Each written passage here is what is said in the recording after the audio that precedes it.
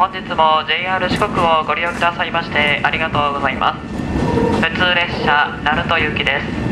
途中の正髄には15時14分、池の谷15時19分、終点鳴門15時40分、終点の鳴門午後3時40分の到着です。次は佐古に停まります。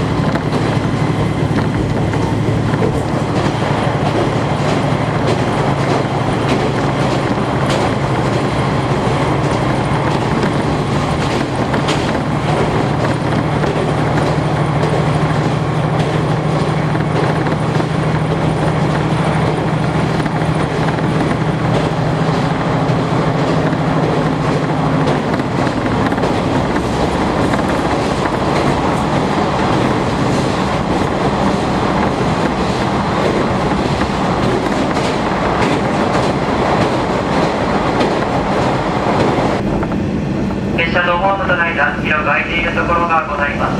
お降りの際、お足元にご注意ください。列車待ち合わせのため3分ほど止まります。明日までお待ちください。お出口右側、池の谷3番乗りは到着です。